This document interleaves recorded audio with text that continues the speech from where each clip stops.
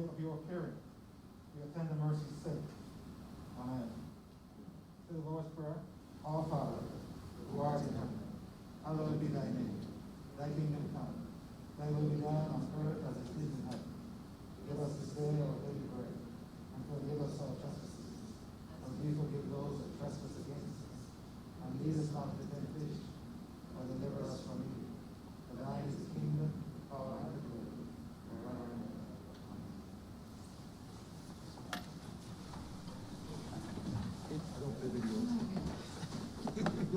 I thought we saw you here.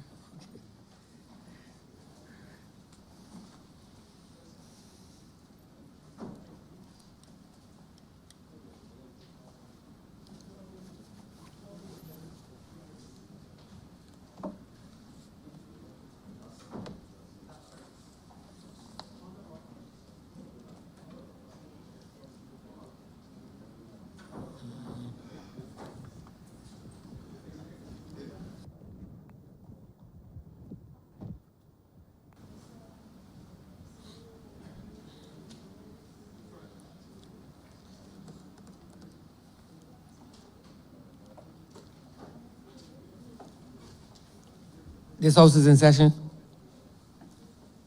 Minutes for the meeting held on Tuesday, 1st December 2020 to be deferred. Mr. Speaker, I beg to move that the aforesaid minutes be deferred. Second. The question is that the aforementioned minutes be deferred. All those honorable members in favor, please say aye.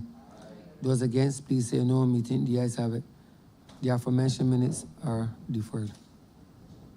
Announcements by Your Honor, the Speaker. Messages from Her Excellency, the Governor General. Petitions, papers.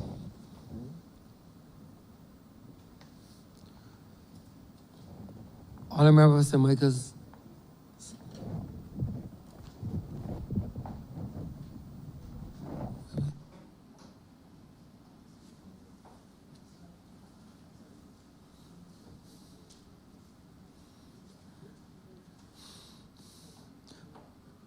Honorable Member St. Michael's self. Sorry, sir. Mr. Speaker, sir, I'm commanded to lay before this honorable place the annual report and audited financial statement of the Barbados Port Inc. for the financial year ended March 31, 2018, and the annual report and the audited financial statement of the Barbados Port Inc. for the financial year ended March 31, 2019.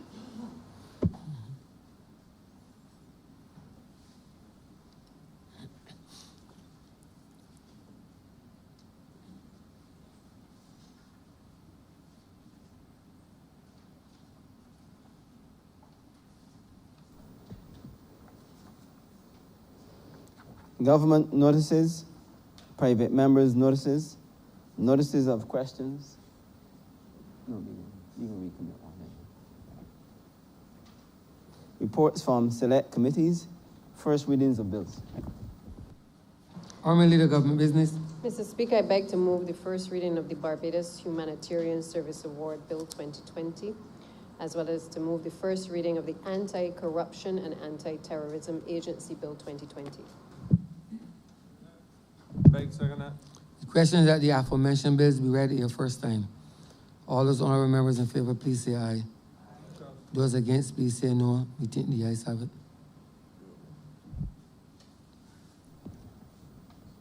Statements by ministers, congratulatory and/or obituary speeches, personal explanations, motions for leave of absence, oral replies to questions, notices of motions for the adjournment of the House on matters of urgent public importance, orders of the day.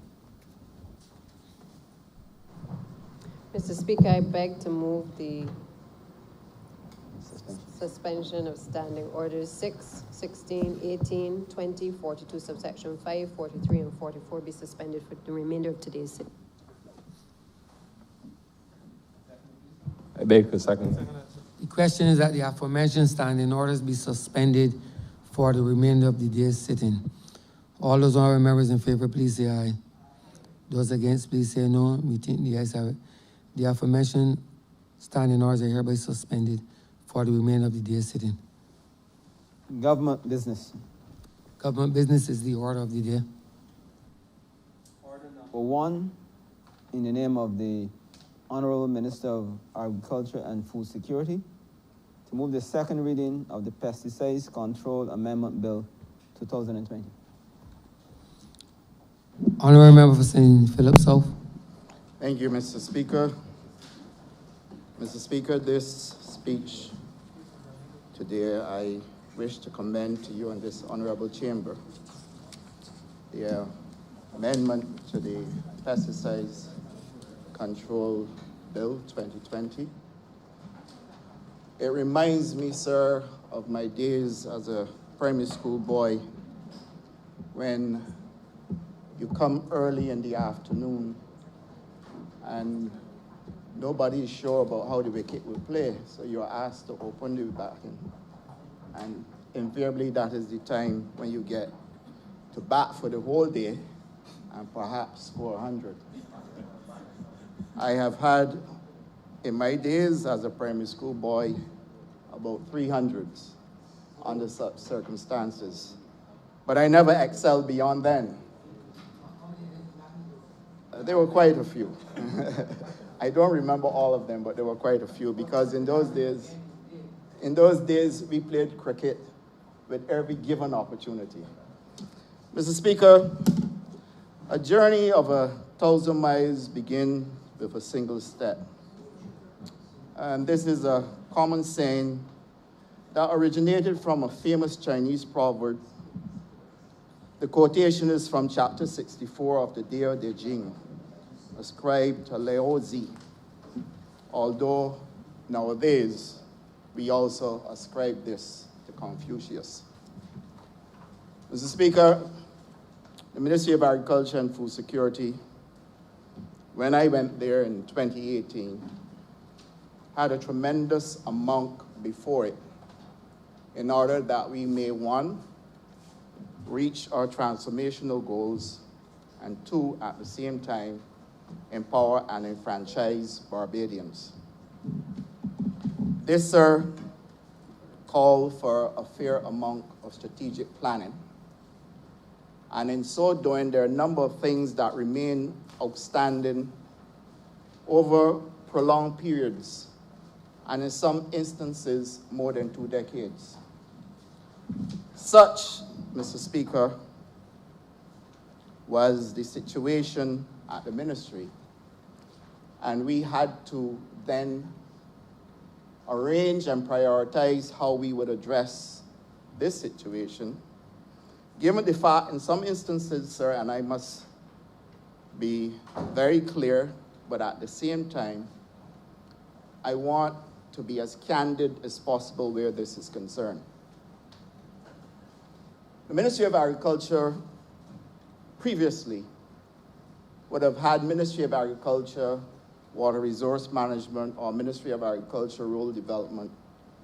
Those attachments, sir, gave rise to a focus on some social developments that needed to take place in Barbados, and indeed shrinking a gap between the haves and the have-nots. And so therefore you would find that many ministers in the Ministry of Agriculture, with the additional responsibility for either water resource management or rural development, would have focused a lot on those additions so that we can bring the country along, achieve the stated social objectives, whilst at the same time manage agriculture. And that, sir, contributed in a large way to a number of the gaps that were created in agriculture, where one may easily argue that agriculture at many times was left to go adrift. And that has to be stated, sir, because for the first time in all my existence, and certainly for the first time where I have been following politics, and I started as a little boy in 1971. And I have seen a prime minister deciding clearly that the Ministry of Agriculture should carry food security, and its focus should be on the development of agriculture and food security in Barbados, and that we will bring along the farmers in this country and make agriculture once and for all viable, but equally a sector where people will be drawn to it, and that we can at the same time create new opportunities for people in agriculture.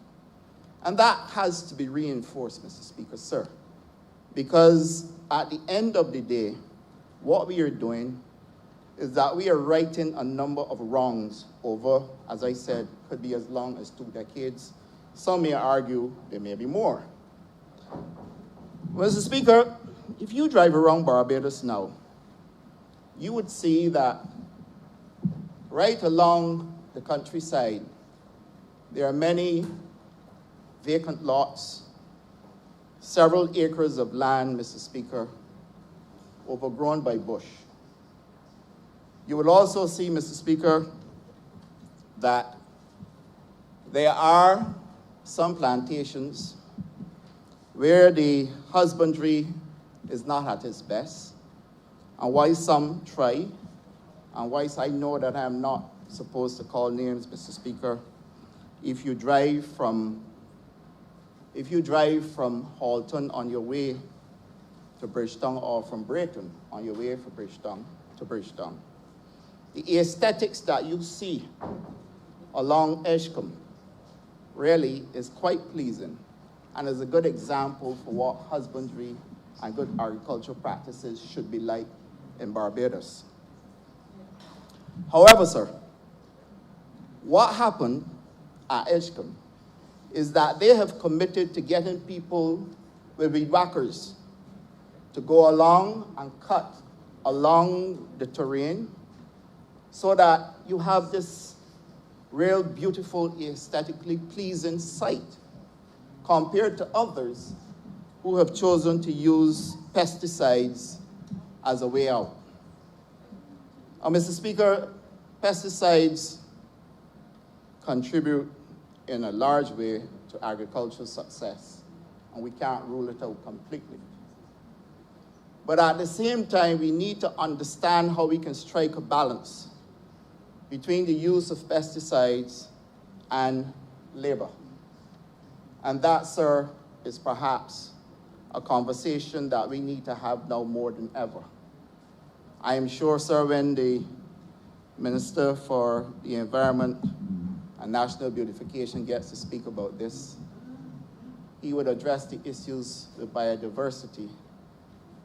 And I'm sure that he would also agree with me that what we've had over the years is a complete decimation of many of the good insects, butterflies and grasshoppers, and those are insects that serve a purpose and form part of our biodiversity, but equally serve to tell us when the ecology is good, sir. You may note that there are periods when you see a lot of white butterflies, and during that period is when the ecology is perhaps at its best. When they start to disappear, you know then that there are other insects or some other kind of pest that is taking over. Mr. Speaker, we also live in a time when there's climate change. And we have had several conversations about climate change. But unfortunately, not enough action was taken prior to now where climate change is concerned. And the fact that we have allowed ourselves to be having yesterday's conversation today is indicative of how we have treated to agriculture in the past. Sir, climate change does not only bring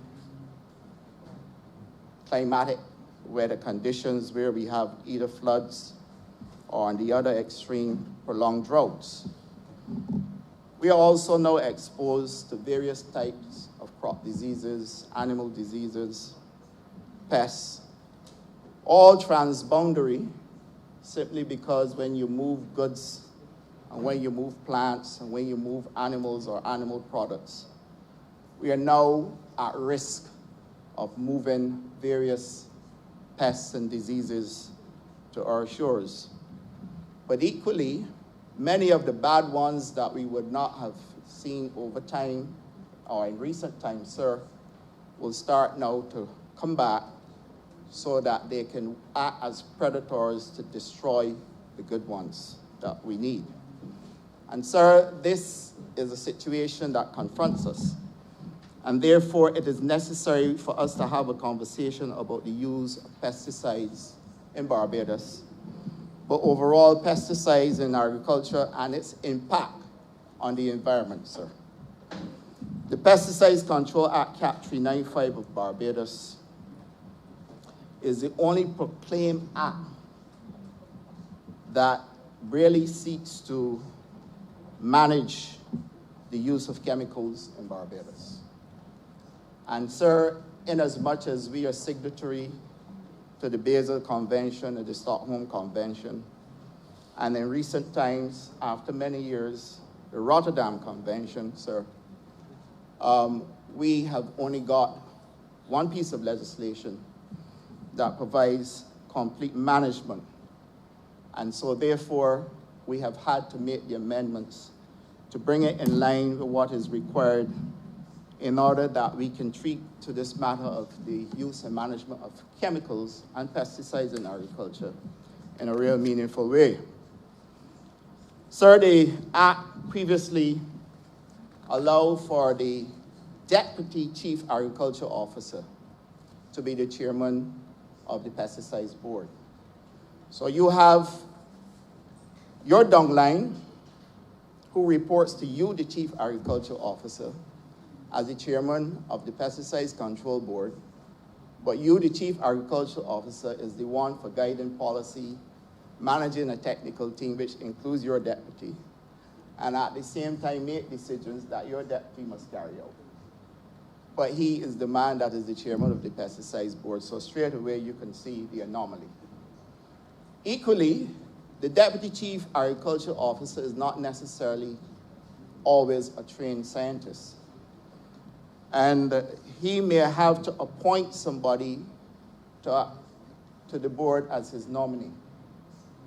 Sir, it would have been a real difficult thing for a Deputy Chief Agriculture Officer to go to the Chief Agriculture Officer and say, I'm appointing you as my nominee to the board, to the Pesticides Board. I think that should have been the other way around. And so therefore, the simple amendment to this bill is to correct that and to allow the Chief Agriculture Officer to become the chairman of the board. And it goes a little further, and I will get into the details of the amendment a little later in my speech. It goes a little further because previously we didn't have established under the Act a registrar for pesticides. And so it was a case of anything goes, and that is something that we needed to correct. So we included an additional clause 3A to make sure that we have a registrar of pesticides, and so therefore that registrar would then be responsible for the maintenance of a register of pesticides. Mr. Speaker, all of us would have heard of the case of Dwayne Johnson in California, where his lawyers successfully argued that the use of Roundup or glyphosate could have been linked to his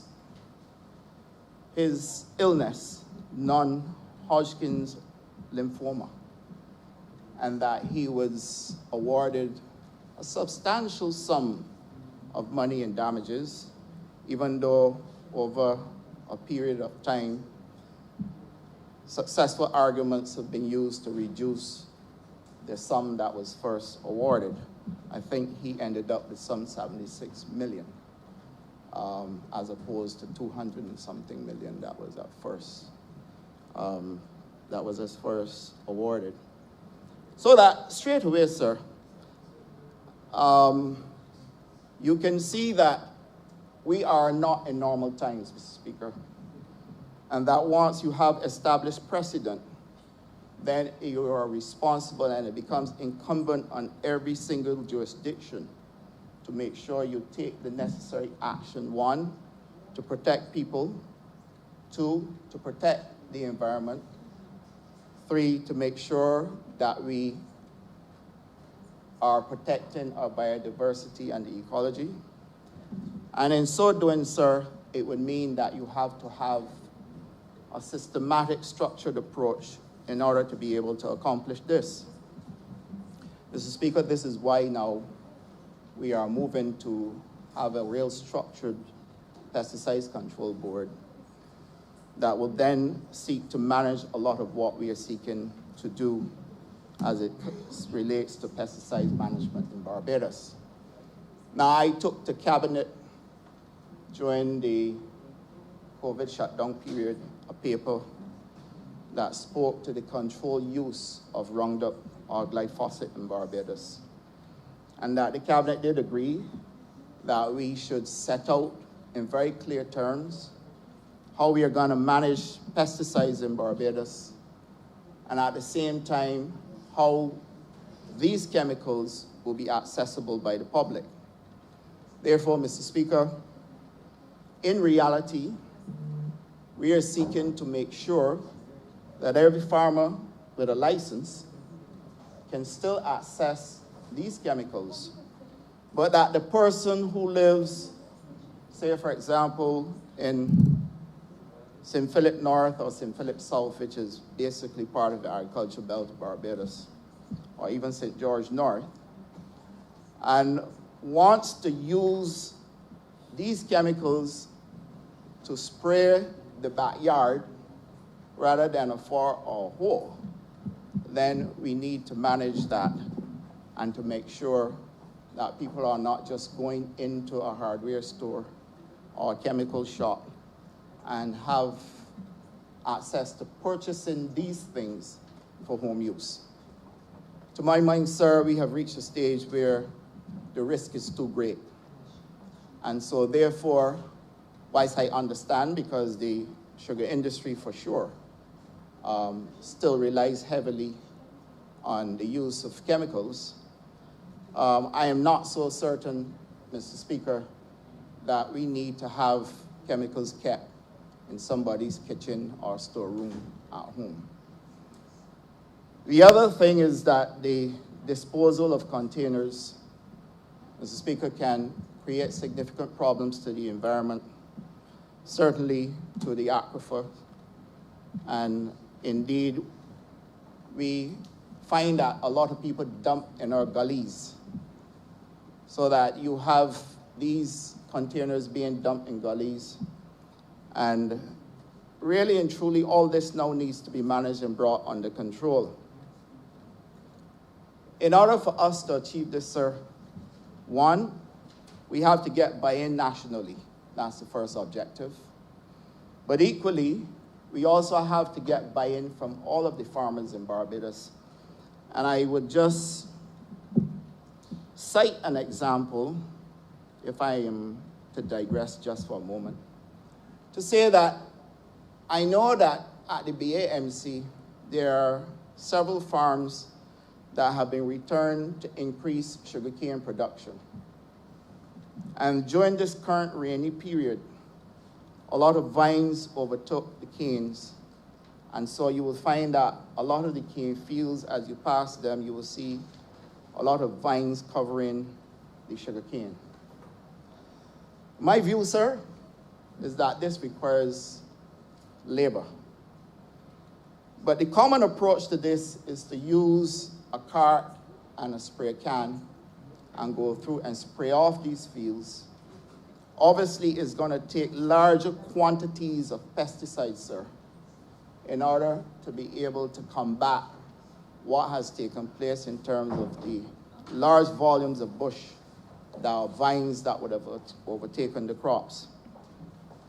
And this then leads to greater quantities of these chemicals going into the soil.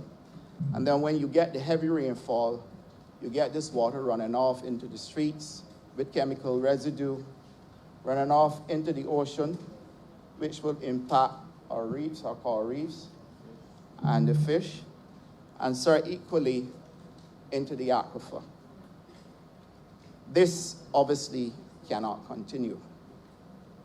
Mr. Speaker, we need now to launch a very aggressive PR campaign in Barbados if we are to achieve our stated objectives in terms of how we are going to manage the use of pesticides and chemicals in Barbados. And I'm saying this simply because you don't get buy-in by simply bringing an amendment to the act, and you simply don't get buy-in by operating in silos. And so we have to start this conversation in a very structured, very strategically organized way. My view, and we have been discussing all this at the ministry, is that we also have to start in the schools where we educate our school children so that they will have a greater understanding of the dangers involved and the risks to human life when we use chemicals. We also need, sir, to educate farmers who are prepared to take the easy way out by using these chemicals rather than carry the cost, or I should say the initial cost, because the cost is never ending when we're finished. The initial cost of employing labor, sir, to be able to get rid of many of the common things like river tamarind, common things like cowitch, things that have been a complete irritant, no pun intended, to agriculture. And that if we can just start early in the process, and that is the reason why we introduced the climate mitigation subsidy for the sugarcane industry, so that you can incentivize farmers to start practicing good husbandry, and in so doing, return to some labor. And I will be the first to admit that I am one that supports technology in agriculture. I strongly believe that the future of agriculture in Barbados must be built on the use of technology, greenhouses, and indeed freight farms, and that in order for us to be able to drive agriculture and get the scale we need to move to agro-processing in a meaningful way, and not just what we have as a cottage industry, where a person can give you some good sour salt punch, but we don't have scale. Or I can get some good tamarind juice, but we don't have scale. Or we can watch farmers, sir, grow up pumpkins in Barbados coming up to independence period, because we know that that is conky season. And by the way, I eat my conkies without raisins.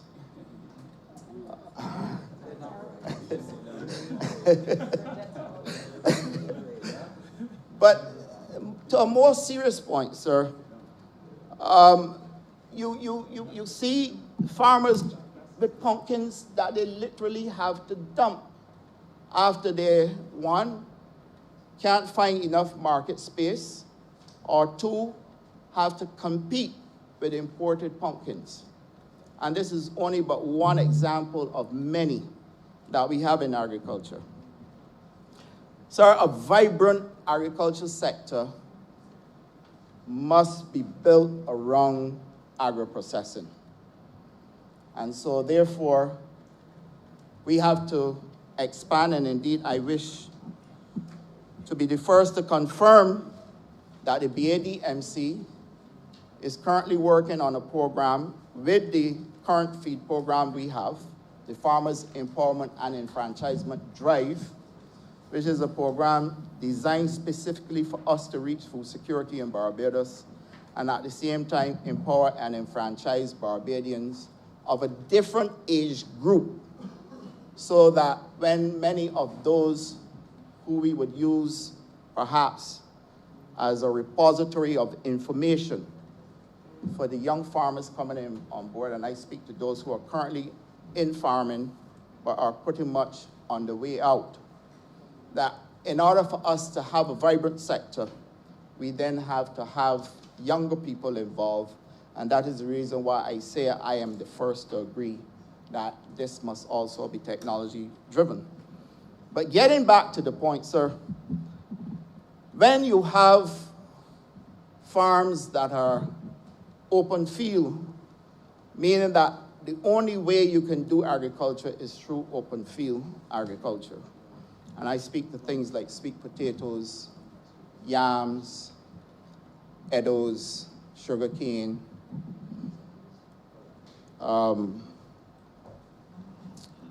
king grass is one, and I can't ignore king grass because there's a lot of interest in that as well. That we then have to then face the reality of recognizing how we manage the use of pesticides. And so therefore, the plan is that the hardware store will not sell these things from a shelf to people who walk off the street and want to pick them up. But that in truth and in fact, you have to have a license or certificate to show that you're a legitimate farmer who has been approved to use these pesticides. And I want to reiterate, and I can't underscore enough, the case with Dwayne Johnson, simply because it is important for us to note that whilst it is true we have not had any such case in Barbados, we can't ignore the fact that this gentleman developed non-Hodgkin's lymphoma, and it was linked to exposure to glyphosate or Roundup.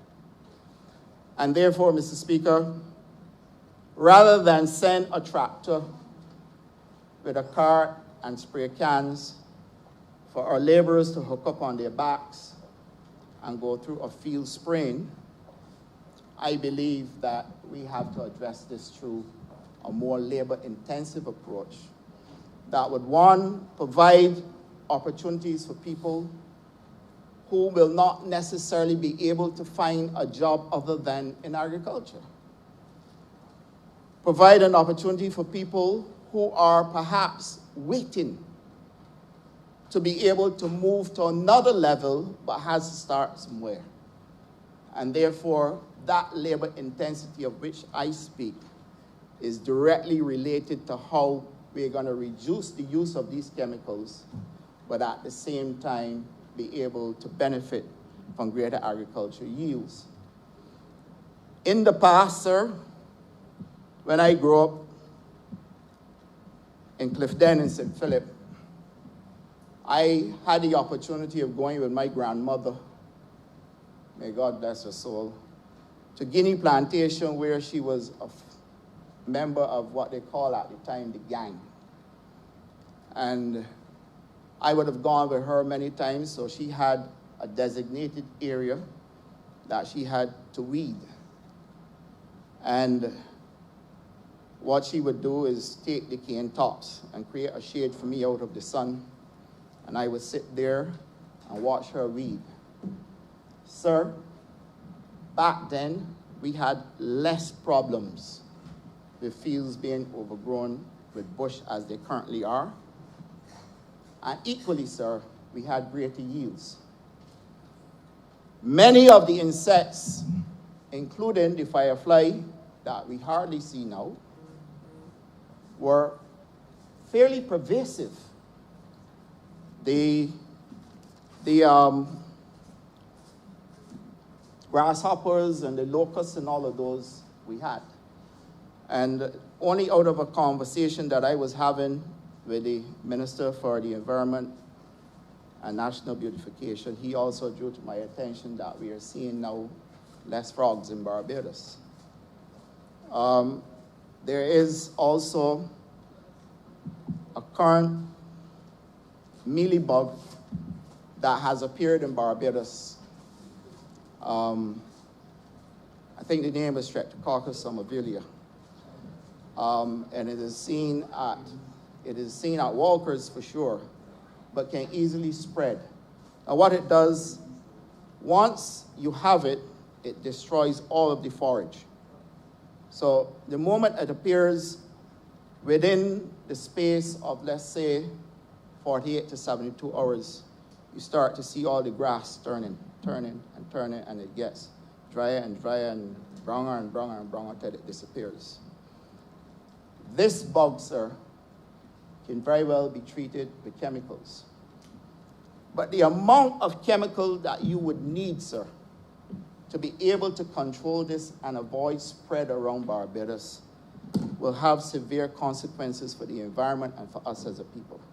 And so when I said earlier that the cost is perhaps greater in the long run, I refer to the healthcare challenges that will be created, sir, where we would then have to increase the cost of healthcare in Barbados in order to be able to treat many of the challenges we would have, certainly a number of cases of poisoning. And in speaking to my senior veterinary officer at Vet Lab, he has already drawn to my attention that many times you have animals who would go out and innocently ingest these chemicals and are brought then for treatment because they're subjected to chemical poisoning. Sir,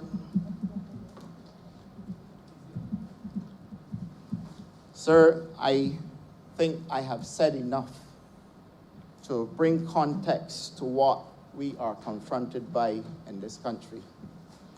I've been personally doing some research on biodiversity. I think the work that is being done in the EU is a tremendous amount of work that makes a very good reading. And at some point in time, I want to invite Barbadians to take the time out to do some reading on the work that they have been doing. Because they have determined, out of several studies conducted between, I think it's 2010 and 2016, that 82% of all the species that we have that contribute to biodiversity are at risk of being wiped out. 82%, sir. That is nothing for us to ignore. And that if I were to check the Barbadian situation, and I'm giving a promise to this honorable chamber that I will do so, I am convinced from where I am and from what I have been able to check in my research that Barbados is probably higher than 82%. So that when we have conversations in Barbados about destroying things that people fear, many times we don't understand what it is we are destroying. And when we use chemicals in order for us to be able to give people the easy way out in agriculture, we then destroy a lot of it. The lizard, I know, particularly among females, there's a fear of the green lizard. Well, in that instance, the honorable member for... Don't take that aside, honorable member. Ignore that aside. He's citing sparrow. Ignore that aside. But the green lizard also contributes to biodiversity. And you ask yourself why we would want to see it disappear altogether. Now, Mr. Speaker, I must say to you, sir, that I started to do some what you call backyard agriculture or backyard farming. So I started to plant things like thyme and parsley and those kind of things, chives. Pretty good at it, I must confess. But it took some adjusting of my schedule to be able to do so. And the one thing that annoyed me more than anything else is when I start to come up in good Barbadian parlance and dig up the soil, I will butt up on a frog under the soil. And sir, that happened over a period of time. Nowadays, I don't see them anymore. And I can tell you that I didn't use any pesticides, but I certainly used a lot of salt. And that probably contributed to getting rid of them. But salt in itself also is a chemical. So that, Mr. Speaker, the amendments to this Cap 395 will be significant in order for us to be able to achieve all of what we are planning in the ministry. And this equally would take buy-in from Environmental Protection Department, where my officers at the ministry and the Environmental Protection Department work together to make sure that we can achieve these objectives. Mr. Speaker, we are also challenged beyond our shores.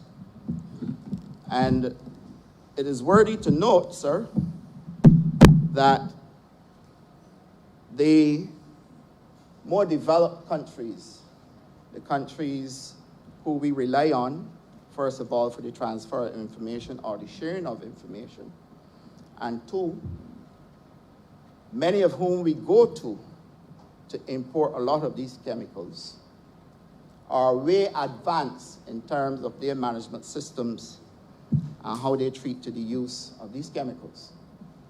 But unless you're signatory to the conventions that I mentioned earlier, which is the Basel Convention, Stockholm and Rotterdam Conventions, then you are missing critical information that can run you into a large amount of challenges, sir, when it comes to the use of pesticides.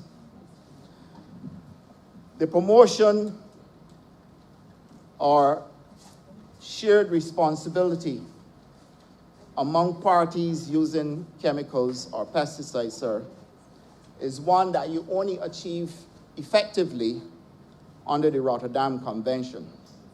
And under that convention, it is compulsory for those countries that are signatory to share information in terms of inputs and equally proper labeling. We are challenged, sir, with some products imported into Barbados that you just see the beer bottle, a label in a language that you do not understand or that most people will not understand. And then the contents are not clearly outlined so that we could very well be using stuff that will not necessarily be used in developed countries. We are also challenged with the fact that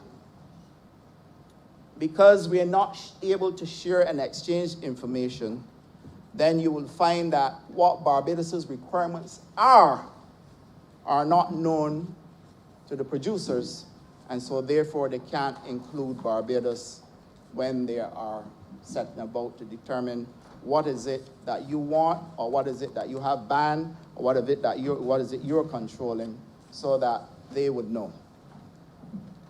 Our joining the Rotterdam Convention gives us responsibility then and gives us a chance to be part of all of the annual conventions that include Stockholm, Basel, and Rotterdam.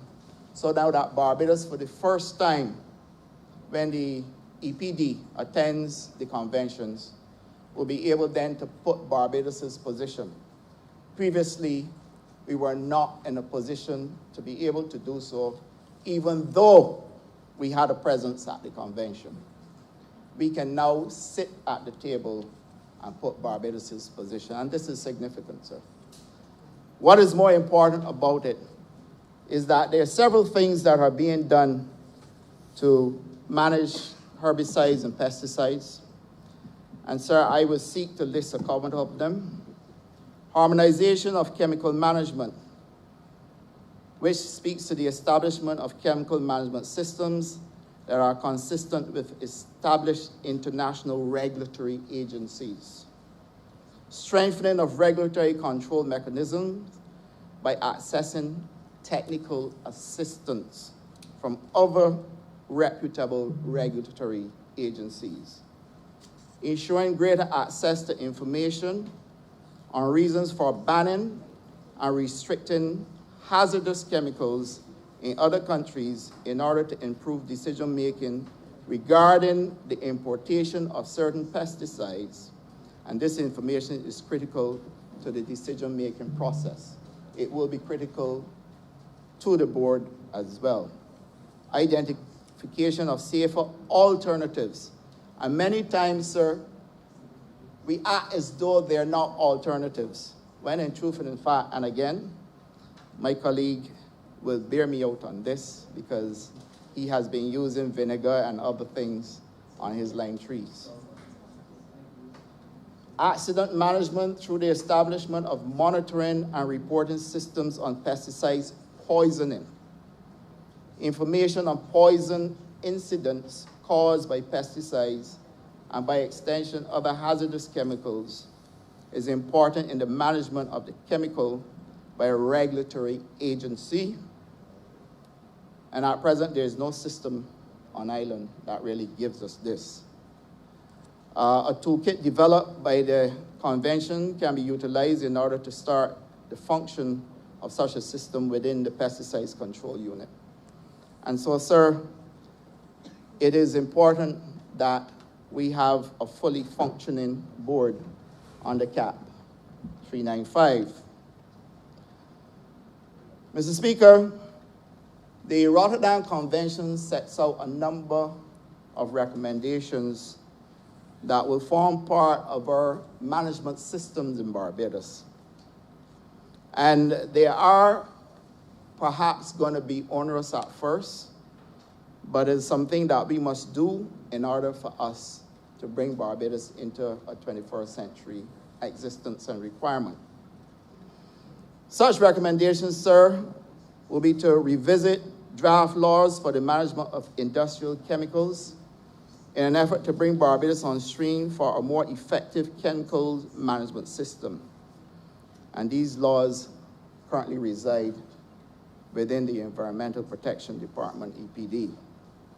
Establishment of Chemicals Committee to strategize the move towards management of industrial chemicals and facilitate further collaboration and communication between all entities involved. The responsibility of the Chemicals Committee will reside with the Environmental Protection Department as well. Continue to pursue the updating of current pesticides laws to ensure that the articles of the conventions are incorporated into law. Continue the assessment of the pesticides control unit so that adequate resources, both human and other, are available to meet the requirements of the convention.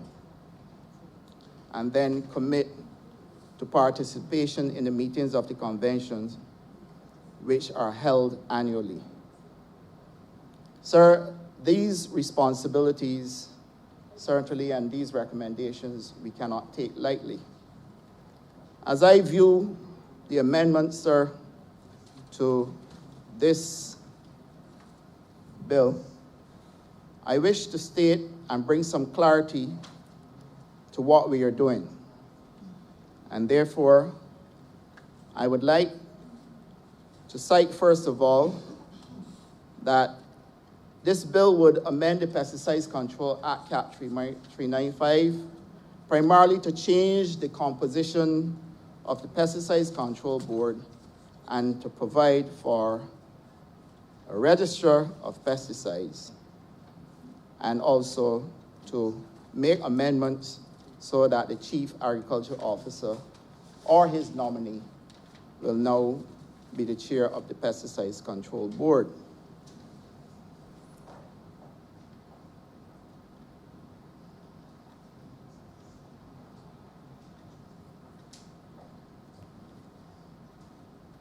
Sir, the insertion of Section 38 in CAP 395 would have replaced what was in the old Act, so that the principal Act is amended by inserting Section 3 and the following functions are now created. The Registrar of Pesticides shall be the Secretary of the Board and shall perform such functions as are assigned to the Secretary by this Act and by the Board. B, be responsible for the general supervision of inspectors, because we will have to have an inspectorate in order for us to be able to carry out the management practices and making sure that people are not in breach. Give inspectors on behalf of the board such information, instructions, and directions as may be necessary for the operation of this Act. Keep and maintain a register, as I alluded to earlier, to be called the Register of Pesticides in accordance with subsection 2, and perform such other duties as may be assigned by this Act or by the board. Those changes, sir, are basically what we have done in order for us to be able to address many of the things that I spoke to earlier. Mr. Speaker, I want to now spend some time focusing on the sector, because I believe that if you're going to use a system which seeks to manage the use of chemicals, then we also have to speak to the objectives of the sector in order that Barbadians can have a fair understanding of what is taking place and what we're hoping to achieve. It's almost like saying where we are now, where we want to get to, and how we're going to get there. Mr. Speaker, I took to Cabinet a paper that looked at the overall performance of the agricultural sector in Barbados. And between the period January to June, we had a growth of 16% in the sector. Of course, this information was given to the print media and the electronic media, and was also on social media platforms. But sir, it would be remiss of me if I didn't use this opportunity to reinforce that we've had an agricultural sector at a time when the country was under severe pressure, at a time when most other sectors would have been facing challenges. We were able to eke out a growth of 16% between January to June of this year. And sir, that happened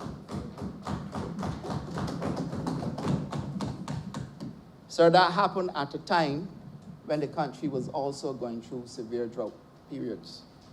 And the drought periods this year were more prolonged than previous years.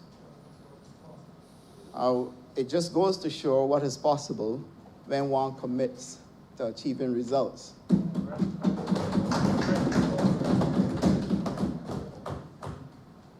It is unfortunate, sir, that we cannot plan climatic conditions. We can only seek to put measures in place to mitigate. And sir, for the second half, we have had prolonged rainfalls like never before.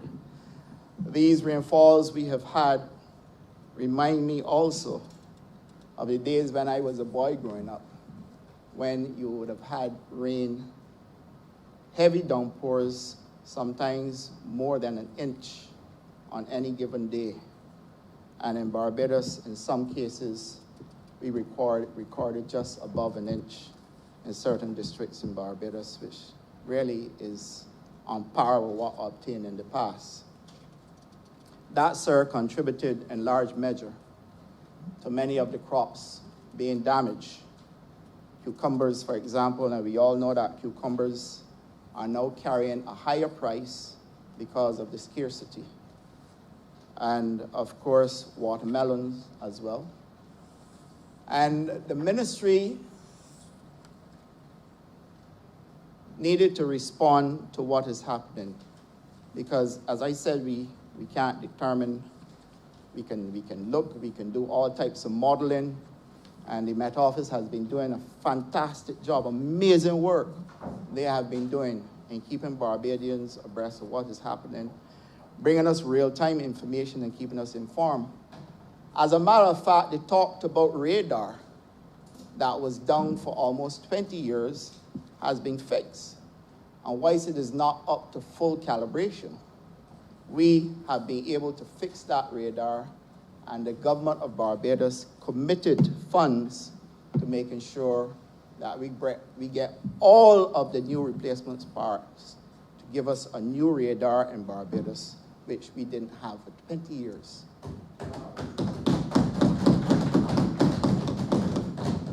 That, sir, speaks to the serious manner in which, one, and I have to emphasize this, and you would bear with me for so doing, because the phone calls that I get reinforce this point, that for the first time, we have a prime minister that has committed to the development of this sector in a way that we have never had it before.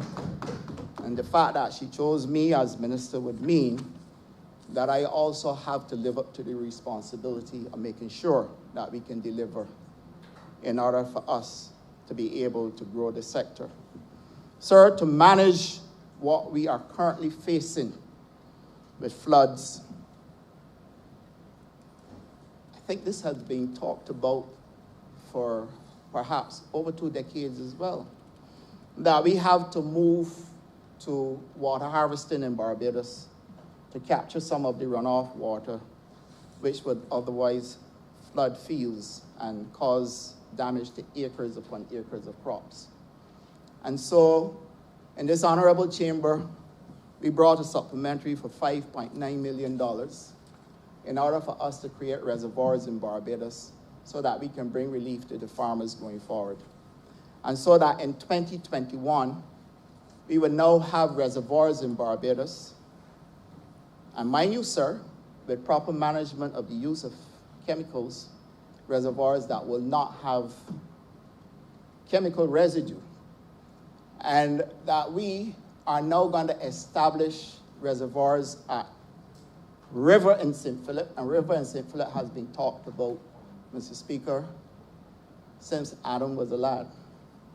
And, sir, no relief has been brought to the farmers, again, for over 2, possibly 3 decades. And now, whilst I seek not to apportion blame, again, it will be remiss of me as minister to not really highlight to the public of Barbados the work we are doing to make sure we can bring relief to those farmers who are currently suffering severe flood conditions when we have extreme climatic conditions in Barbados. And the reservoirs, the process has already begun. There is a Stantec study that was done, I believe it was in 2010, and that study we are also using to inform the decisions that we are making. So that River, in 2021, when the rains come back, we will see dams at River to capture the water and to bring relief to the farmers so that they do not continue to lose their crops. We are also going to repeal the Three Houses Spring Act, which currently is perhaps over 100 years old. And in repealing that act, put a management structure in place for access of water coming downstream, so that all farmers would also have access to water coming from that stream. What currently happens is that you would find that there's damming taking place along the stream, and those further downstream don't get any water. And so you do not have an equitable distribution. But that, Mr. Speaker, sir, when we repeal the act, we would then make it easier for farmers to access water coming downstream by using sluice gates and a management system that would also obviously involve the Barbados Water Authority and the BADMC in order for us to be able to manage that effectively. The Riparian Act, as I understand it, allows for people who are living along the stream where the water actually passes along on their property to be able to dam for 48 hours, and in one instance for 72 hours as it related to Tree Houses Plantation. But in terms of all others, they were not allowed to either block the stream or dam water. But it has now become common practice for any and everybody to go and dam or block. And so we have to now put a proper inspectorate in place, empower the BADMC to act, and use a structured system where you will have sluice gates and an irrigated system going to farmers as well. So what would you have?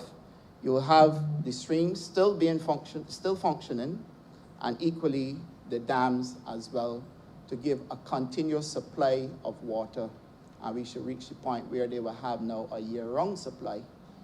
But that the name river in itself speaks to exactly what it is. That when it rains, you get a river. So the entire area floods out. Now, I am pleased to note that even though we may not reach 100% perfection on this, that we are certainly going to transform what is happening there into an area where water can be harvested and crops can be saved. Farmers can continue to harvest, and that we all will be in a win-win situation. I have to say that I find, and the late Professor Right Honorable Wayne Arthur said to me at the Job and Investments Committee when I did a presentation on agriculture, and if I may use his words, Mr. Speaker, he said, "Young man, agriculture real hard. Agriculture is not easy. Agriculture is a major challenge. Pick the 4 winners. Pick the 4 winners. Work with those and build on that." And that is the exact approach I am taking as it relates to this sector in order for us to achieve the growth we need and keep people employed. Mr. Speaker, river will be a winner because when we are finished with the transformational work over there, then more farmers will come back, because what we have now is people leaving out of frustration. And they're leaving out of frustration because they understand that either they're going to be challenged with predatory larceny or floods or prolonged droughts. It is not easy. And Mr. Speaker, this solution, sir, speaks to how serious we are as a government and speaks to how serious we are about empowering and enfranchising people. And I have to say to you that it is my fervent wish that more people will seek to take advantages of the opportunities that are available in agriculture. I saw a farmer in one of our dailies lament the loss of a field of watermelon. And I read it. I felt very sorry to hear. But he actually said the yield from that would have been $60 million. $60 million. And it's interesting because on another day in another conversation, perhaps if I had asked, what are you yielding from this field, I probably would not have been told $60 million. But to yield $60 million from one harvest of watermelon is a significant sum. And therefore, when now we move to Spring Hall Land Lease project as well, which is a project which started under Minister of Agriculture at the time, would have been now Sir Richard Cheltenham. That project was created to also empower Barbadians, but also contribute to our food security. And that project basically had over 300 acres of land available to farmers in rural Barbados. And what has happened over time is that you will find that the wells have become completely clogged up. Dumping, illegal dumping, all types of activities taking place. And, Mr. Speaker, they too have been impacted by severe floods and would have lost large sums in crops that were flooded out when we experienced heavy rainfall. The dams will also be going to Spring Hall. And I am currently in conversation with a private sector entity to bring layers as well. They started off at, I think it was 10 or 15 million gallons. When I looked at the project that we are planning for layers, we have moved it to around 22 million gallons of water, and the work is also going on there. And Mr. Speaker, all these are in the throne speech. So this is the ministry actually starting to deliver on things that are in the throne speech. When we spoke about our legislative framework, sir, chemicals would form a great part of that legislative framework. Well, Mr. Speaker, we also spoke to how we will treat to the issue of predial larceny, because I can do, or my team and I, which is the way I prefer to express this, my team and I can do all the great things we want to do around chemicals and management of chemicals. Certainly, the environment will benefit, all Barbadians will benefit. But the downside to all of this is that whilst you may have more production, greater yields, predial larceny is an absolute problem. And Mr. Speaker, we are already in conversation with the CPC to make sure we have the legislation repealed. The Cabinet has already agreed to this. And that we will now be introducing technology, sir, that one, seeks to give farmers a chance to track their produce. And so the legislation that was passed in 2017 spoke of giving people receipts. We do not believe that receipts are an effective tool, because you can get all types of forging and copying of receipts, etc. And we have moved to certificates or barcodes that are driven by technology, which are not very easy to replicate. And so you would find that farmers now would have the protection of traceability through blockchain technology, where their crops can be traced from the field straight through to the end user or to the consumer. In there, sir, when you use your mobile phone in a supermarket or by a vendor's stall to check the barcode, you will know which farm it came from, when it was harvested, what chemicals were used, and you will have a tremendous amount of information before you. That, sir, makes it difficult for people who are stealing crops to be able to sell them unless people are prepared to encourage a black market system where crop theft is allowed to prevail. And Mr. Speaker, we are also working with the FAO to introduce tracking systems for animals through chips.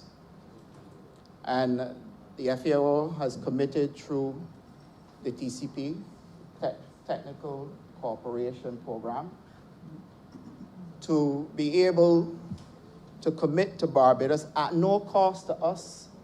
There is no cost at the back end either, so that our animals, we can do a mapping of all the breeding stock, all of the stock that we have in Barbados, and be able then to do a meaningful tracking right across Barbados of all the animals we have. So this helps us also to determine what chemicals were being used, But equally, if there are diseases, if you get an outbreak because of the chipping system, you're able to track faster where outbreaks are taking place than currently what obtains. So that the repeal of the bill that seeks to address predatory larceny will then put us then within a 21st century existence and bring greater protection for farmers in Barbados. Mr. Speaker, these are but some of the things we are doing at the ministry, because there are several others, including an entire restructuring of the Ministry of Agriculture, looking at posts that are relevant, posts that need to be changed to help bring them in line with what our objectives are. And we've already gone through the process with a consultant and will be ready to lay these before the cabinet.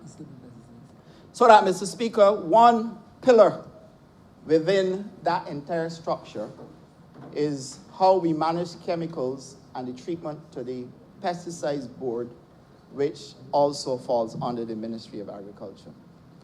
And so, Mr. Speaker, I believe that these are absolutely necessary measures that we will need to put in place over and above the amendment that is taking place, and to help us then to see farmers have a better day and to bring agriculture in line with what is a 21st century requirement. And I've chosen not to speak to cotton and sugarcane and all of those, because the time will come for that. I am particularly focused on how we are creating a management system for chemicals within the sector and how people can benefit from being involved in agriculture. And so, Mr. Speaker, with those few words, I beg to move that this bill be read a second time.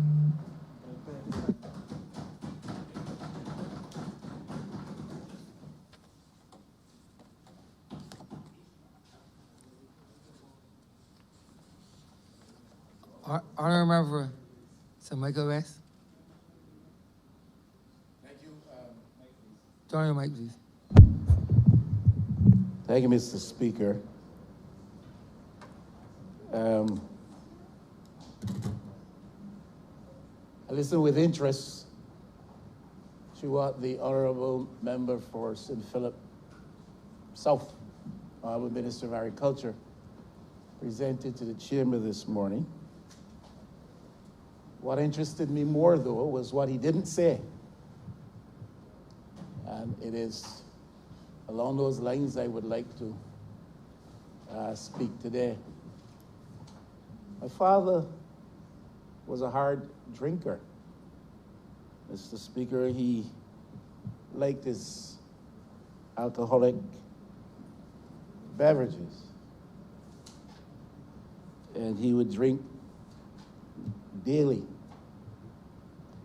I've never seen him lying in the gutter. I've never seen him stumbling on the road. Indeed, after bouts of heavy drinking, he would still drive, and safely so, strangely enough. He died in his 90s. And he drank every day from the time I knew myself. And I've never seen him sick a day in his life, except for about 5 weeks before he actually died, when he suddenly took ill. And in his 90s, my father was very active and mobile, very vocal too, and would even sometimes go into Bridgetown using the ZRs.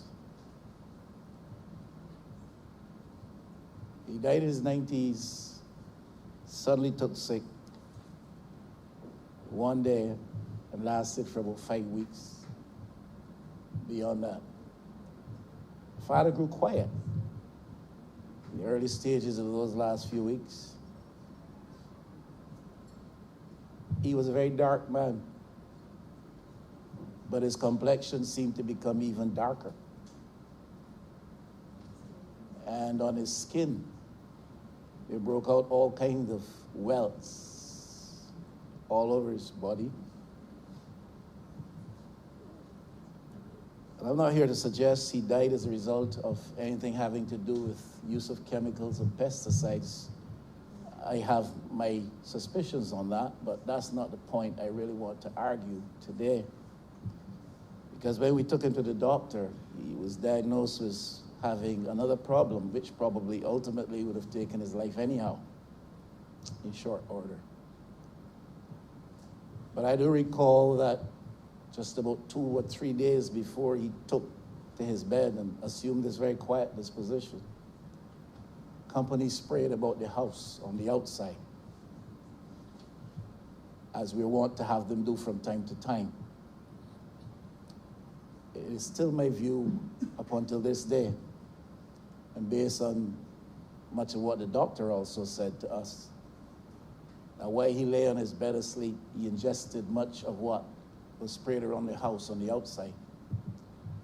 And the result of that was what you saw forming on his skin, and which caused him to take to his bed in the first place, even though in the course of examination subsequently, diagnosis of another problem that was given to us, and he died shortly thereafter.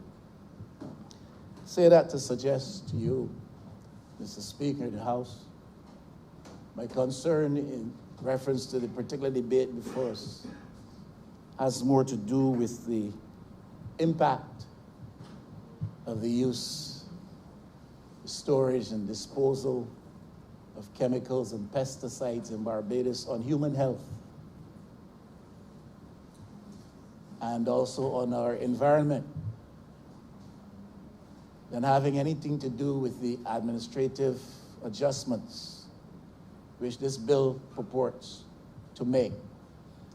These adjustments may be important, and maybe they will serve well to strengthen the institutional framework around the aims and objectives of the Ministry of Agriculture with respect to the management of the production and use and storage and disposal of chemicals and pesticides in Barbados. But I would have wished that I could have heard much more emphasis placed on that than on some of the other things I heard. I heard a lot of references to Basel, some people call it, Stockholm, and where else? Rotterdam. All these things are very important. I suppose we live in a world and we are part of that global community, and we subscribe to some of the institutional stipulations and the regulatory framework associated with those institutions.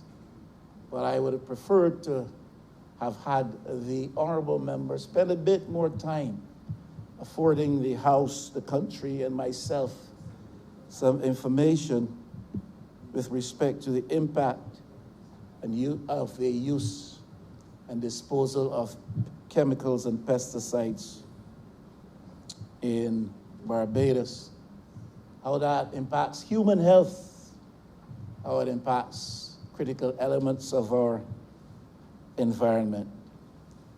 Our groundwater is absolutely critical and important to us.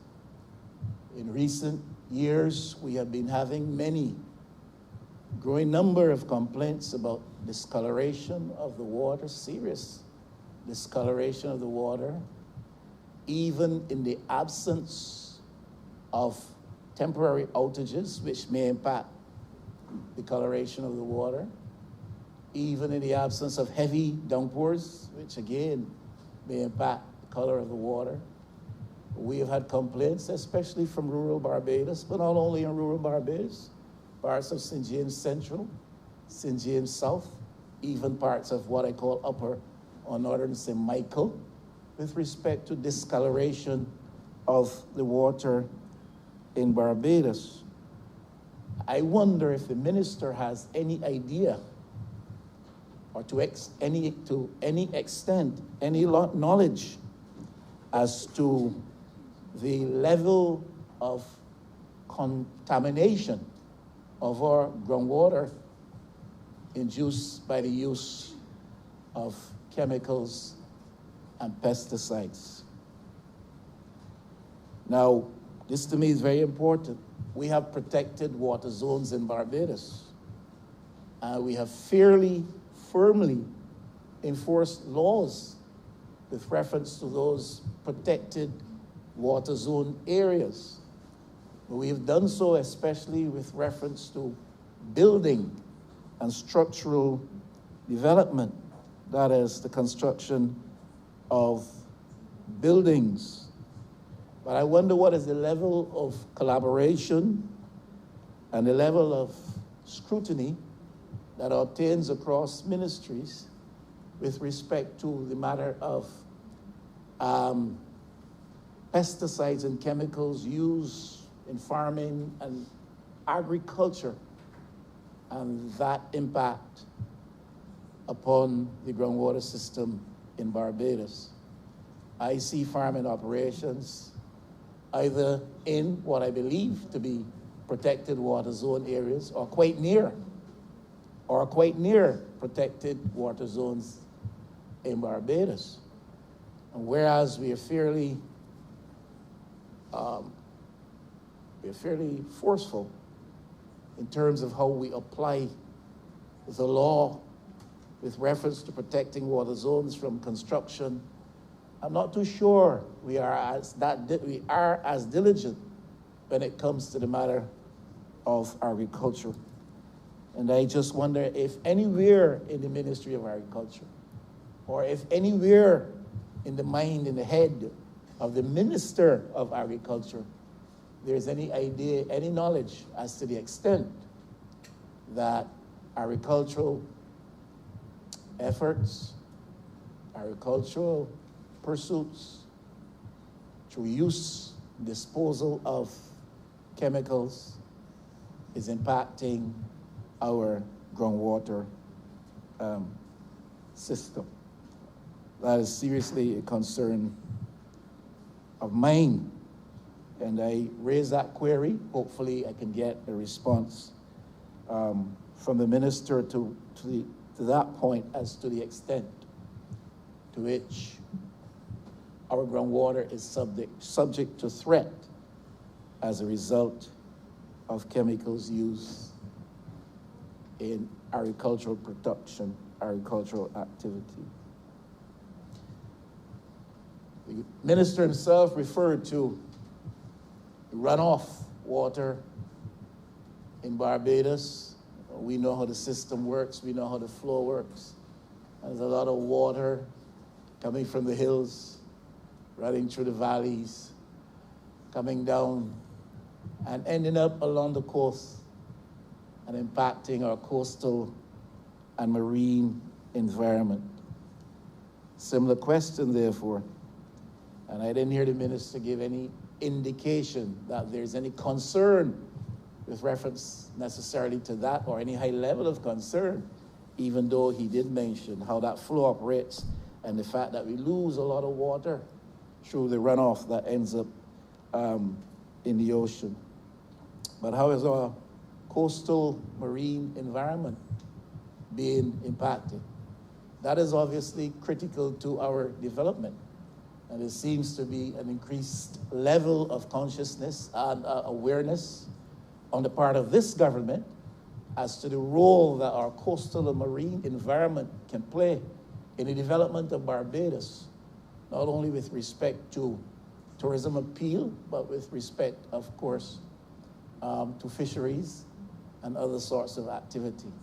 But if we have this volume of water that is running out of the hills and fields and going through the gullies and ending up in our oceans, certainly there must be some degree of impact upon coastal and marine environment. We have been complaining, or expressing concern, I should say, about coral degradation and the decimation of our coral assets offshore from the island. And if we are that concerned, we really need to make sure that we are possessed of a high degree of certain knowledge as to the type of impact that is taking place on that environment. Seems to suggest that there needs to be a very high level of collaboration, coordination between the Ministry of Agriculture and the ministry responsible for coastal environmental matters in Barbados, whichever ministry that is. Sometimes we're not too sure, and there may be some overlap.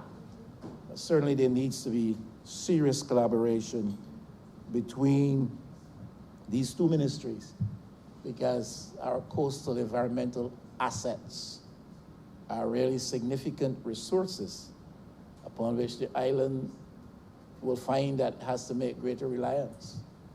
And whatever degrades that environment degrades our value, if you understand what I'm saying by that.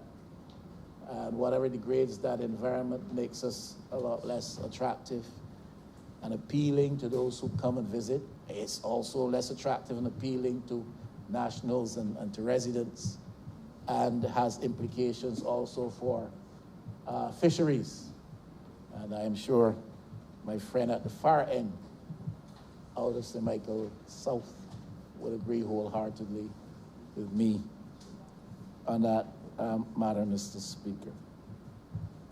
Now, I mentioned a little bit about my own personal experience, my own personal sense of what befell, unfortunately, my father. But another area I would have wished the minister to have addressed, and I hope surely he would pay some attention to that, has to do with the protocols and prescriptions which we have in place, if any, with respect to the internal use of chemicals, the use of chemicals internally. We have heard loud expressions in 1 or 2 instances where people were very uncomfortable, certainly dissatisfied and disquieted over the fact that chemicals were used internally or used in their internal environment and impacted on them. I think this even happened at the QEH. I think the minister, while speaking, mentioned one particular chemical which has been mentioned to be of serious concern to many Barbadians. But what are the protocols, if any? What are the prescriptions which apply to the use of chemicals internally? We contract various cleaning enterprises to come into our various edifices, whether it's a church, whether it's a business house, whether it's the institution of parliament, and to do cleaning. But what level of attention is paid to the elements which constitute the materials used for cleaning, and what are their likely impact upon those who occupy those spaces? We are, Mr. Speaker, you know better than anybody else perhaps, in the process of doing some environmental cleaning and rearrangements in the Parliament of Barbados. But then that space still has to be maintained after those repairs are completed, and we make recourse back there. That place has to be maintained, it has to be cleaned. But what is being used to clean the place? And what is the likely effect that is having upon human system, especially upon persons who may have already existing ailments? I don't say these things, Mr. Speaker, simply to use words. I say these things because I consider them to be important. So we use them in the business place, in business space, and we use them around the properties of domestic dwellings. But are there proper prescriptions and protocols?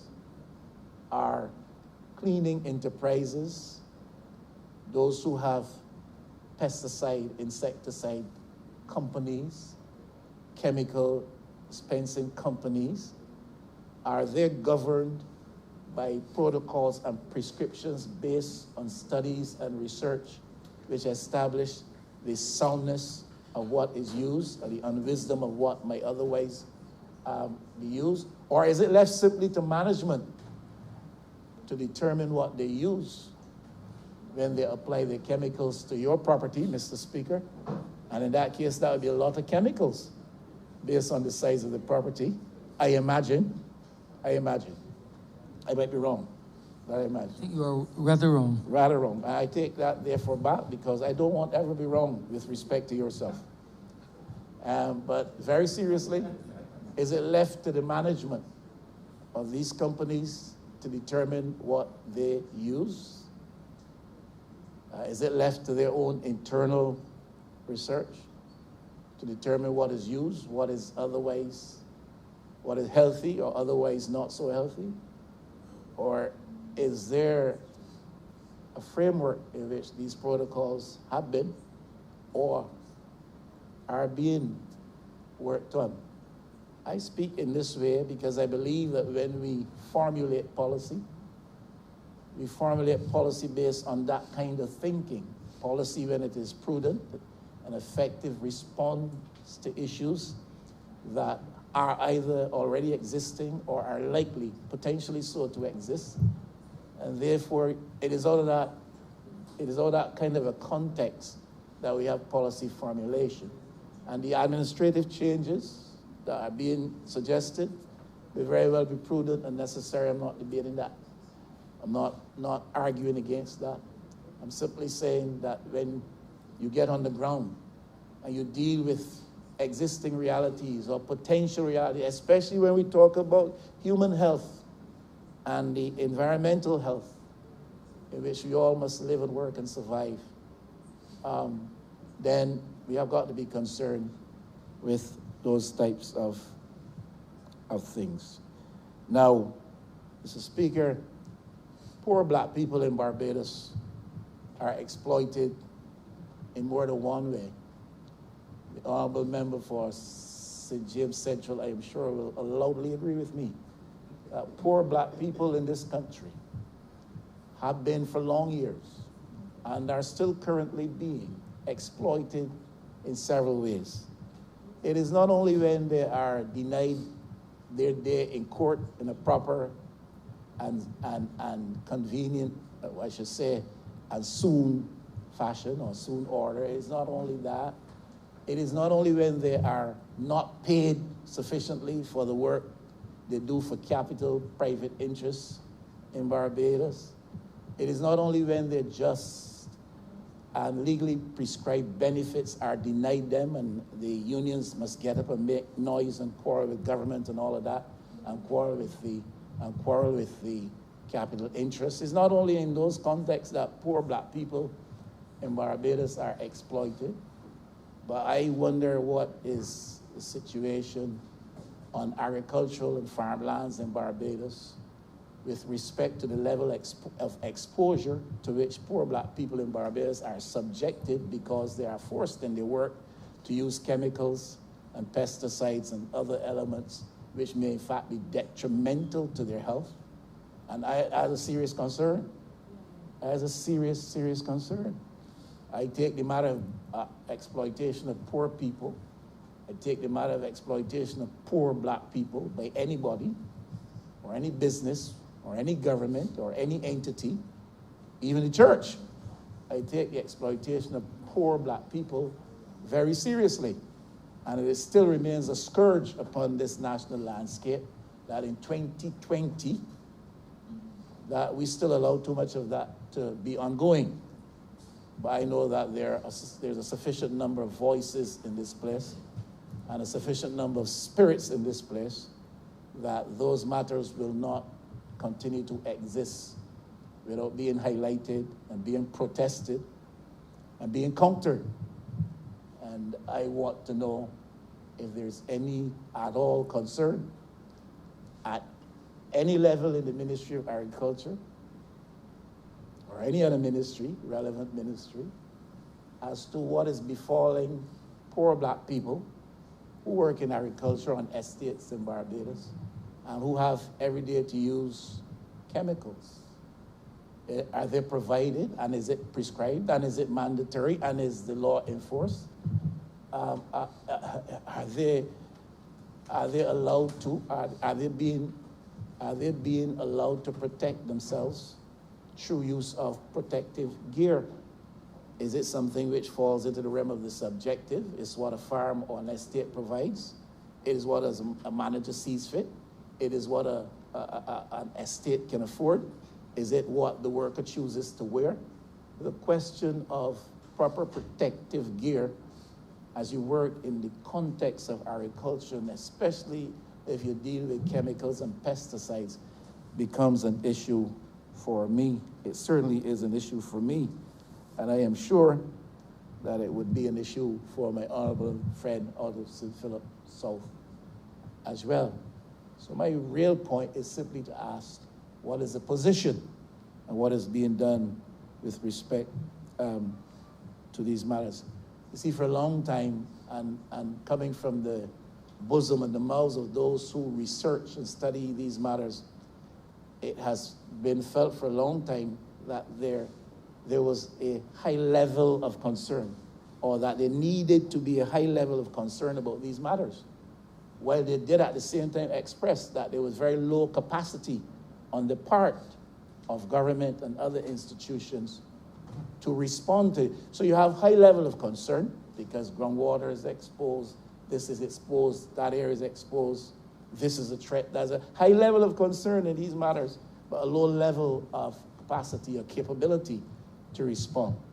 And I think that therefore presents a disaster waiting to happen. Now, the recent goings on up at Lower Estate bring into focus again the need that we be vigilant and we be robust in dealing with matters of disposal of waste, especially waste that is highly chemically constructed, if you understand what I'm saying, composed. The event of a by-election brought this into focus again. It should not take such events. And obviously, there's a problem there, which government has committed to addressing in the shortest possible time. My understanding of the problem is that though there's no dumping going on there now, the fact that you've not properly sealed what was once a dump or used as a dump left persons exposed to various health threats and other discomforts as a result of chemicals still being able to reach them in the privacy of their homes. I'm simply saying, when it comes to the matter of disposal of toxic waste, contaminated waste, chemical waste, I do not know in a small space like Barbados that we can afford to be lax on that. And we've got to be very muscular on that. And I'm sure the Minister of Agriculture, Honorable Member St. Philip South, is of that disposition. Now, when it comes to those things, we have to be very muscular and robust. And there's some things that government might play a little with, if I might put it in that language. But there's some things that government absolutely cannot play with. And the disposal of chemical substances, toxic waste, is not something that we can let continue to happen in the dark of night, in the gullies of Barbados, and in the unseen spaces across this island, because it's persons like yourself, Mr. Speaker. I almost said fellas like you. Persons like yourself, Mr. Speaker, who at the end of the day fall prey and subject to those types. So while I'm on my feet, let me ask, because I have not heard, and I may have missed it, and I remember raising this in this house, in the other place, over a year and a half back, I think. And I think the Honourable Minister responsible then for energy, member for Christchurch East, was the point man on this. And it had to do with the cleaning up of the old mobile site at Bay Street. I don't know if that's a job that's done, but my understanding of the situation then was that it was something which was very urgent and that it was a massive public health disaster waiting to happen. And I'm just asking, what is the latest on that matter? I won't say any more than that today, but I certainly do genuinely ask that mobile site at Bay Street that constituted a threat because it was not properly secured and because that you were dealing with a massive load of left behind waste not properly disposed of pose a threat to the area immediately and by extension to the wider Barbadian community. And I haven't heard much or anything said about it since those days. Of course, being the kind of person I am, I will assume that it has been properly taken care of, and fully so, because we haven't heard anything more about it. But I just want to ask so that we might be told. And I thank you very much, Mr. Speaker, for giving me a hearing. Honourable Member for Christchurch West Central. Mr. Speaker, sir, first of all, let me congratulate and thank the Member of Parliament for St. Philip South. He said that he was, in his younger days, if you go back, I don't know how much years, was a cricketer of certain acclaim. And he said he was open batting, he made hundreds. But I want to say today what he presented before this August chamber was a Garland Greenwich innings. It was full of technique and class at the same time.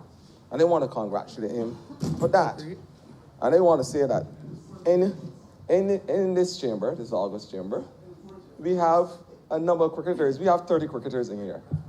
30 cricketers. The Member of Parliament for Christchurch West, you're a spin bowler, although you're bowler googie. And the Member of Parliament for St. Philip South will play those later. Right back down the page. That metaphorically speaking, of course. But my point today, Mr. Speaker, is that we have a team of players. And a team in cricketing sense means together everyone achieve more. Even you, the Member of Parliament for St. Michael West. St. Michael West. But this is not like the chambers prior to 2018. You may have to revisit the song by the Trey Veins, Cricket in the Jungle. It was a facade. Mr. Speaker, I want to say to you that, and I want to thank the Member of Parliament for St. Philip South for correcting an anomaly or oddity as it relates to the board and the chairman and deputy chair as who should sit on the pesticide control board. But there's an anomaly which I would like to correct. An anomaly, an oddity that seeks to destroy the way of life, animal life and plant life. And that oddity is that as we seek to mitigate, and adapt to the vagaries of climate change, the oddity I speak today, Mr. Speaker, sir, is one that speaks specifically to the fact that in agriculture, and in terms of agricultural activities, this world is exposed to 30% of greenhouse emissions from that one industry. And that is something I would certainly like to speak to today. The reality, Mr. Speaker, is that fumigants that we use, fumigants in the agriculture industry, are 300 times more potent than carbon dioxide, which is a major greenhouse gas as we know it. And when we talk about climate change, and I know the Member of Parliament for St. Michael West spoke about the agreements that we are signatory to. We are also signatory to the Paris Agreement, or the Kyoto Protocol, which speaks to the fact that we have, along with the rest of the world, and I want to say today that as President of Latin America and the Caribbean, as it relates to the forum which will seek not only to bring a sustainable post-COVID response, but a green economic recovery as it relates to how we as small and developing states treat to the vagaries of climate change. And I want to say that we have to fight along with the Ministry of Agriculture, the Ministry of Maritime Affairs and the Blue Economy, collectively to reduce our greenhouse gases and the effect on the ozone layer. The reality is that temperatures have risen over the last 3 months and has staggered between 0.13 degrees Celsius and 0.17. Increases every day. That is why some days you have extreme heat, and the next day is flash flooding. When these temperatures rise, because of the greenhouse gas effect, Mr. Speaker, we know what happens to the ozone layer and the damage. The layer that protects this earth from the radars, the UV radars of the sun. And when it gets hot, another, in a circular way, the cryosphere, or the area that is responsible for the snow, that melts, giving rise to the effects that my good friend, the Minister for the Maritime Affairs and the Blue Economy, the Member of Parliament for St. Michael South, will speak about later, is the increased rise of sea levels. 4 millimeters over the last year. Damage to the reef as we know it. Damage to the shoreline. I am saying, Mr. Speaker, sir, that we now have to look at other measures of controlling our pest. The pest is anything that can bring disease, can cause annoyance, it can change the basic ecological habitat. And that's what we are trying to control, those pests. So what I'm saying today, Mr. Speaker, as the minister responsible for the lithosphere, the environment of the earth as we know it, that, Mr. Speaker, that I have a responsibility to talk about the alternatives. And that is what I'm going to do today, Mr. Speaker. I am going to talk about the alternatives to the pesticides, the alternatives to the fumigants. That is what I'm here to talk about, because there are alternatives. It is what we call, in my ministry, biological diversity.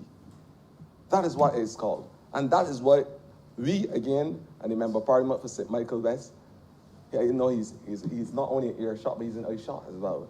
We are also signatory to CITES, which is the Convention on International Trade of Endangered Species. Those species that are endemic to Barbados, we have signed in 1992, the 117th country that signed on to this convention, which speaks the way how we protect our world, fauna and flora, the plants and the animals. But not only are we protecting them because they are endemic, and as you alluded to, remember Parliament for St. Michael West, that we are signatory to international conventions, but they are an essential part of our biological ecosystem management. Mr. Speaker, I really want to speak not only of animal control, but I will speak about plant control as well as it relates to biological management and ecosystem management.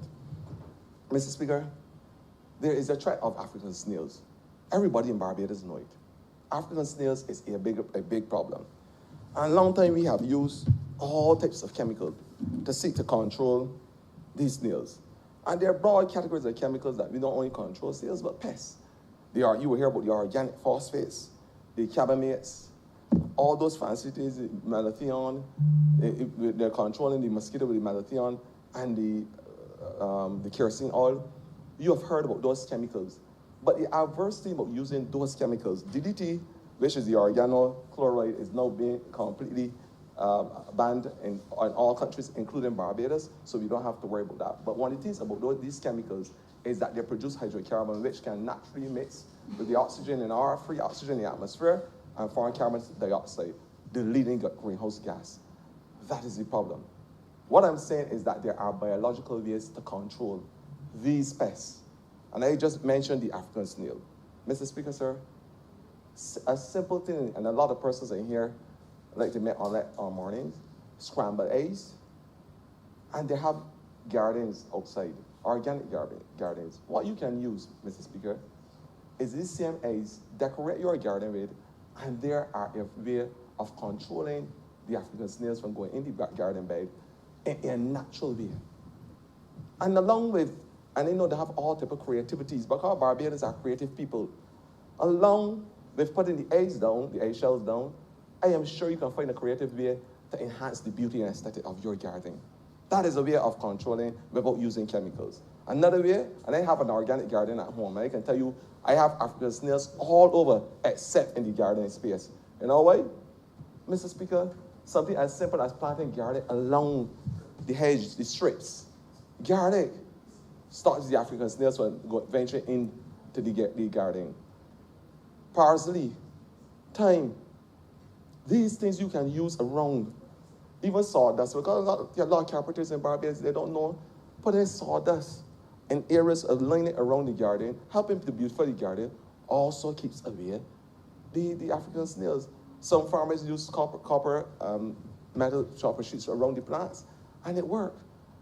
Even charcoal, although I'm not encouraging anybody to be burning fire now, but charcoal that you buy from the remnants of wood fire can be put in your garden to help control the African snails. These are important ways, and these are things that Barbadians, these are simple things that you, and when you're talking circular Barbados, these are things that you have at home already.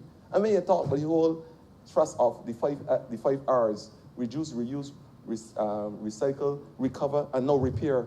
Because as a young man, we used to repair bicycle tires, they used to throw them down. That's what we have been talking about. And if you're serious about Barbados, and we hope you are going to take Barbados, we must be able to get full purchase for everything we use. And that is the simple conversation I want to have.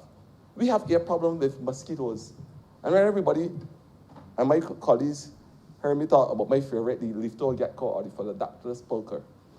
Everybody says, Medic, where you're going with this? But the bottom line, Mr. Speaker, is that these lizards that we see, and I heard the member Parliament for St. Philip South said that lizards scare certain fear sex, I don't know. I had a son with sparrows say otherwise. The reality, Mr. Speaker, sir, is that these lizards that people will seek to destroy, they are endemic to Barbados. They are known for this country.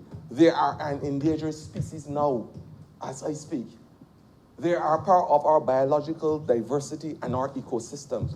They help to manage that which is a pest, as we know it. You know what they do, Mr. Speaker? A mosquito can lay an egg on a branch, on a leaf, and that egg can live 10 years, survive the test of times until the conditions are right to hatch. You know what these lizards do? They eat the eggs. They eat the larvae. Biological control. They are responsible for eating a lot of the insects that we are spraying the pesticides to control. And along with that, if they are properly cared and nurtured, we can get back to the numbers so that we can recognize in Barbados that we have done our bidding not only as a country, but as part of our international commitment in terms of endangered species. The leaf-toe gecko. That is what I'm speaking about today in terms of our biological control, because we have all of the animals and the insects to help control the problem that we have, and the Minister of Health would not have to tell Barbadians that we have 200 and 300 cases of mosquitoes. I heard the Member of Parliament for St. Philip South spoke about the polywows, the good old Bajan frog. When people hear me talk about these things, they say, Minister, we are going with it. But you know what it is about the frogs too? Again, they're responsible for eating a lot of larvae, a lot of small insects that are causing problems. And they are also responsible in the water base and the stagnant water to get rid of our mosquito larvae population. Before COVID, before COVID, Mr. Speaker, mosquito deaths were the #1 in the world in terms of vector-borne illnesses. 2 million people die per year of mosquito-borne illnesses. 2 million. COVID hasn't killed that much so far in a year. So the mosquitoes still running the Usain Bolt moment. They're still #1 in terms of the deaths. But we have to look at biological controls. And then we'll ask the question, when last we saw a dragonfly? When last? You know what dragonfly do? They eat the adult mosquitoes. Dragonflies have a voracious appetite for mosquitoes. So when you see the dragonflies flying around, nowadays you don't see any. This is what we call biological control. The Minister of Health would not have to get trucks fogging all over Barbados if we take some interest and time looking at our biological ways of controlling these things. You heard the Minister and the Member of Parliament for St. Philip South spoke earlier about the pink midibug. You know what is a natural biological control for the pink midibug that seek to destroy a lot of our plants? The ladybird beetle. When people years ago, your grandparents would say, if the ladybird beetle lamp on your skin is good luck. But he want a lot of good luck in Barbados because it will save us from the peak Millie-Bug.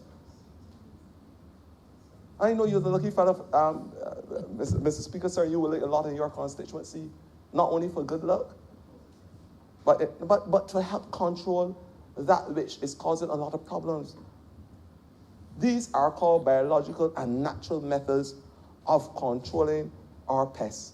And if you are serious about the country going forward, we have to be serious about the way how we lend our support to these natural things. And Mr. Speaker, sir, there are a lot of plants that we use together in an organic farm or an organic space that have a symbiotic function and approach. They work together. One may have a root structure that runs horizontal, the next may run vertical for different reasons. The minister is now talking about vetiver grass on the side of the highway. Whether it's vetiver or land grass, because of the horizontal root network, it is able to protect the land from eroding. Soil erosion. These are the things and types of conversations we have to have as a country if we are serious about reducing our carbon footprint and at the same time ensuring the integrity of our biodiversity and our ecosystems. The monkeys, we call invasive species, again, they're not only the best seed distributors in the world, but they're also responsible for eating a lot of little insects that wreak havoc. I agree, I have to control them, and that's what we are doing along with the Ministry of Agriculture, because we provide the science. So that there will be wanton behavior as it relates to culling, and everything is done in a scientific way, where we can control the amounts. That's the way I'm saying to persons who are involved in illegal dumping into our gully and our ecosystems, that this is what is causing our natural biodiverse species to move from their natural environments and go into domesticated spaces. But we have to be able to control, and as the minister responsible for the environment, I, along with the Minister of Agriculture, we'll be looking at alternative methods of controlling our pests without having to use these harmful and toxic substances and components. But, Mr. Speaker, we are signatory. We are signatory, as the Member of Parliament for St. Michael West alluded to the Rotterdam Convention, which seeks to control our pesticides and the harmful pesticides. But there's a reason. There's wisdom in it.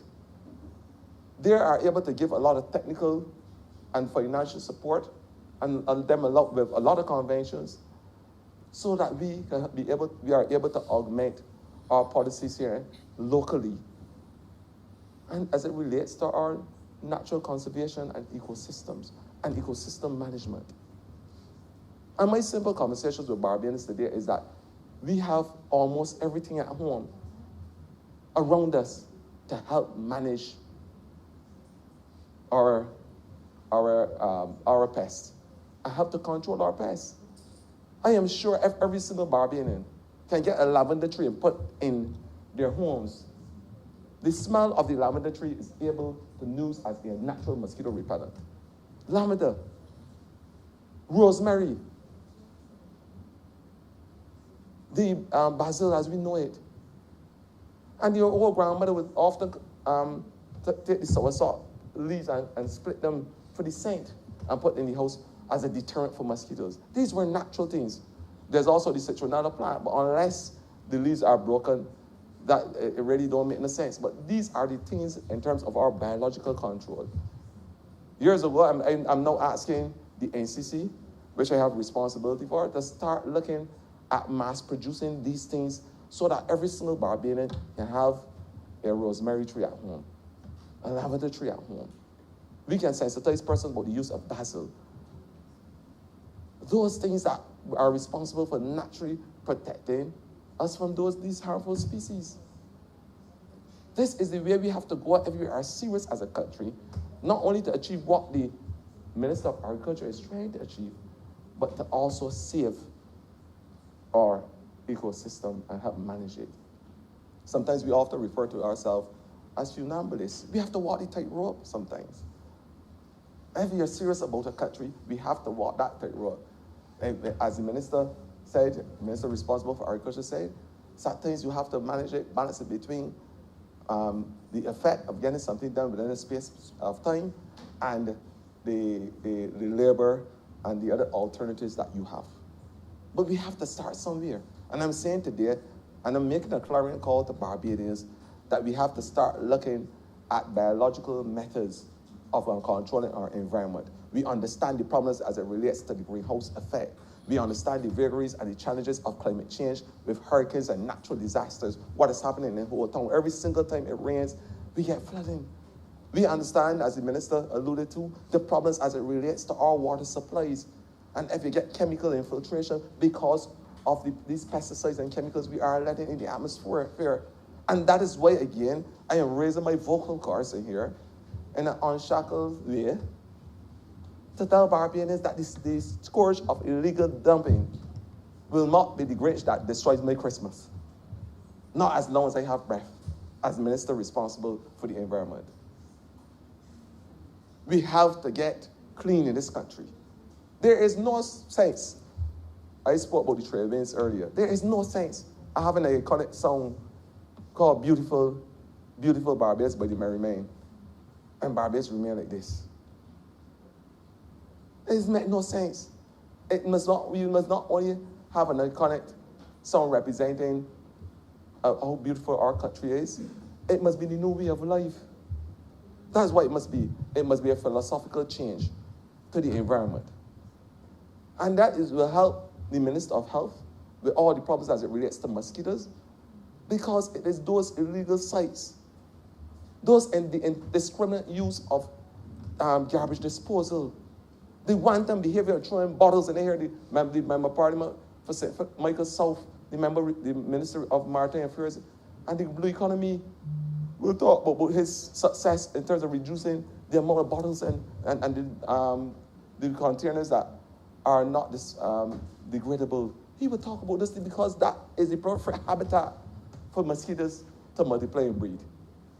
And these are the type of conversations we are going to have as a country, because the only way we are going to achieve success in the fight against the pesticides and maintaining our relationships with the outside world as it relates to our NDCs, national determined contributions that we are going to be telling the international world.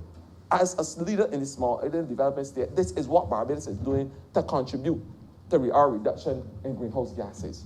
1 million trees, we will reduce our carbon footprint by 48 million pounds. Million pounds. That's what we will be telling our international community. The reality is that every year we produce, as a small country, 2 million tons of carbon dioxide. Too much for small geographical space. So we have to start with every little child. And that's why when little Maria, that beautiful little girl, she says, small thoughts on big matters, it's big thoughts on big matters as far as I'm concerned. When she told Orlando Bloom, I want to help be a fighter for the environment. I want to be a champion. I want to tell those persons who are involved in illegal dumping to stop. That's what she's saying. Stop. The book of Isaiah, and I know I have pious individuals in here, will tell you that a little child shall lead them. So if Maria has the fortitude to say stop, every single Barbadian should be saying stop. I don't mind the little children in this country being the active players. In this whole fight, I don't mind. Because I follow the virtues of the Bible as well. A little child shall lead them, Isaiah. The reality, Mr. Speaker, is that we have a problem in this country as it relates to illegal dumping. The minister has brought measures to control our pesticides. We are saying that we are serious about reducing our carbon footprint. And we are saying as a government that we will not walk in front of the good people of this country because they may not follow. We will not walk behind, and verbally they may not lead. We will walk by their side as a partnership with the people of this country, because we understand that partnership is an important cog in this whole sustainable development trust. And the only way that we can have a better, cleaner Barbados and greener Barbados is that we have every single Barbadian committed, putting their hands to the plow in unison in this fight, Mr. Speaker. Mr. Speaker, I'm obliged.